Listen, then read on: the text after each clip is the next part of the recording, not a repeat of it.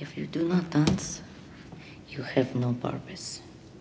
And we don't keep things here that have no purpose. You see, your fight for survival starts right now. Well, Zach, first and foremost, a pleasure to meet you.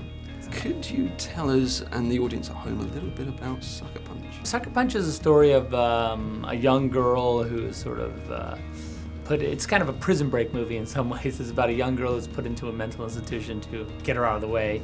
She's threatened by to have this procedure that's going to stop her from testifying against her evil stepfather, but we find out that's not going to happen for like 5 days. So she has this sort of ticking clock. She has 5 days to figure out how to get away before this horrible thing happens. So she's doing what she can. So the first thing we need is a map to figure out where all the exits are.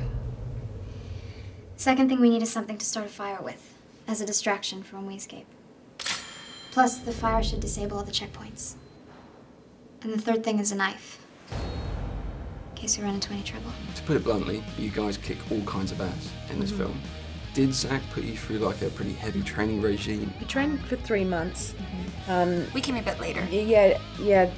James and V came in the last month, but myself and Emily and Jenna, we started 3 months out, mixed martial arts, training with Navy SEALs, like strength training, gym training, guns, wires, swords, all of that. I think we all put up a good fight at the end. I think it was just when we first came into the gym, Abby was kind of the benchmark. You know, she came in and she was the most physical out of all of us. We were like, whoa, I hope I can be as tough as her. After a while, it was addicting. It was like, oh, I didn't get to do my reps today. I feel like my arms are getting smaller. Yeah. Squeeze it in during lunch, like, yeah, no joke. You know what I mean? Like, it's kind of obsessive.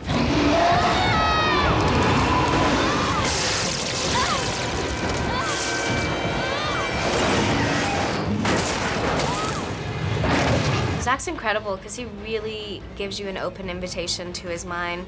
Like, he makes sure you're completely aware of what's going on. The very first day that we walked in, he had put storyboards and photos and references all over the walls of our green room.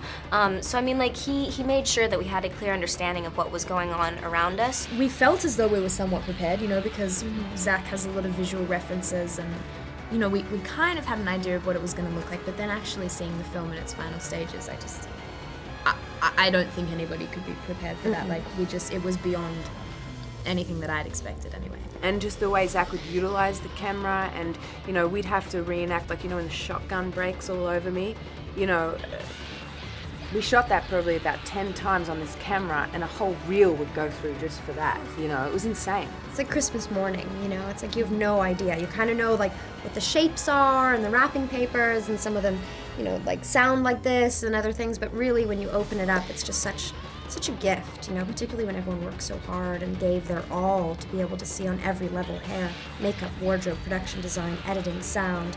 You know, this is an incredible thing that no one has ever seen before, and I feel like it's really exciting as an audience member to get to be a part of that, you know?